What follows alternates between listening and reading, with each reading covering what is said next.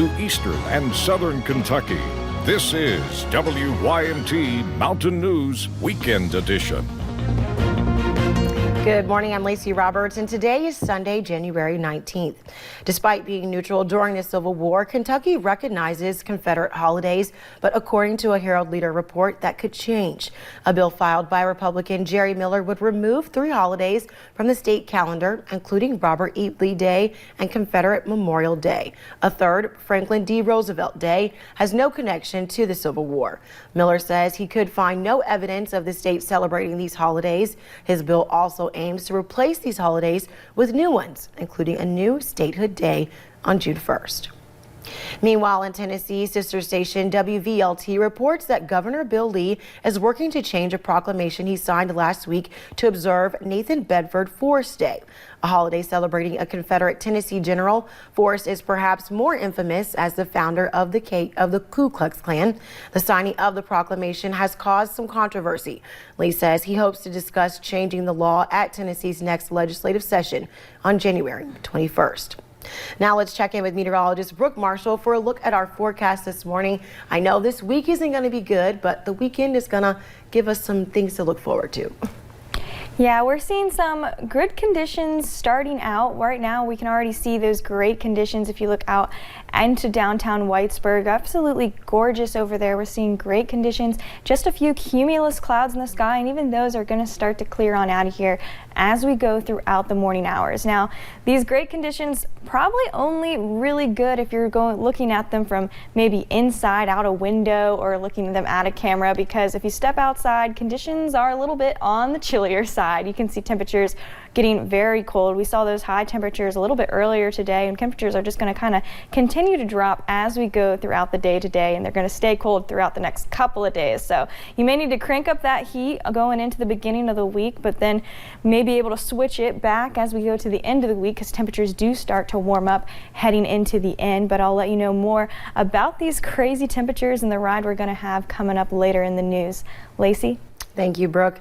And according to the Courier-Journal, another bill introduced could give Governor Andy Beshear an extra year in office if reelected. Sponsored by Republican Chris McDaniel, state elections would be moved to the same year as presidential elections. So politicians elected in 2023 would get an extra year, since the 2027 elections would be moved. McDaniel believes the switch will increase voter participation while decreasing state and local costs. The bill passed the Senate and will move on to the House. If passed, Kentuckians will vote on the change in 2020. Yesterday in Henderson, a car was crushed beneath a tractor trailer's rear axles. According to the Herald Leader, it happened on the bi-state Veneman Gold Star twin bridges when the driver's engine lost power while he was pulled over looking for a flashlight. The trailer hit him and dragged the car in the bridge concrete barrier. Fire crews responded quickly and managed to pull the fuel tanks and remove the trailer in an hour. Miraculously, firefighters say the driver is expected to make a full recovery. And in Pike County, one woman is hoping to spread awareness of a rare disease. Her son was born with DiGeorge syndrome, a condition caused parts of his heart to be missing. WYMT's Marion Fletcher talked with his mother to learn more about her son's story. Braxton Fleming loves to play. Everything they told me he wouldn't do, he has done. To see him, you would not know he has fought his entire life. The doctors kept saying, if he makes it to a year. His mother was 32 weeks pregnant when she learned the outlook was grim for this 9-year-old.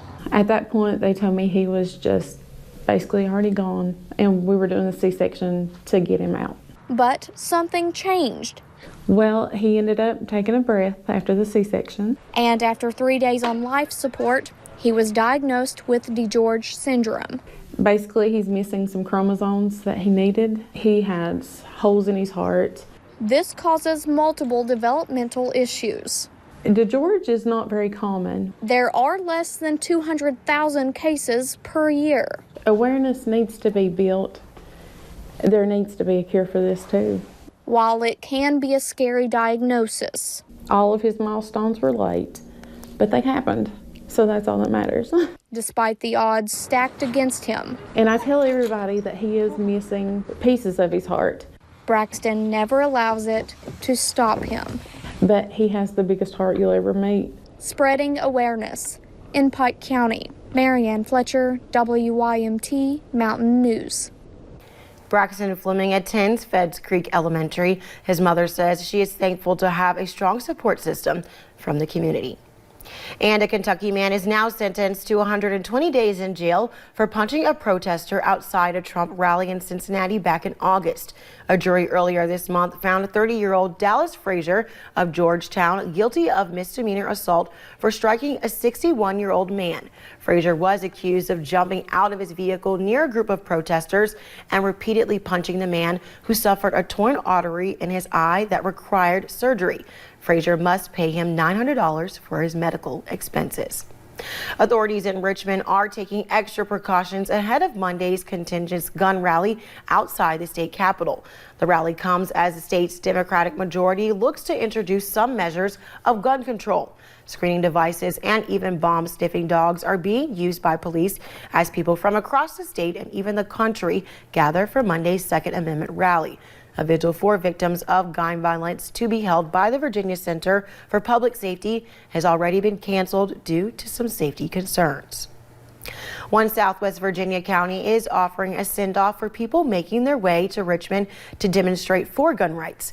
The Wise County Patriots Group and roughly 100 people from Wise County and the city of Norton are attending the demonstration.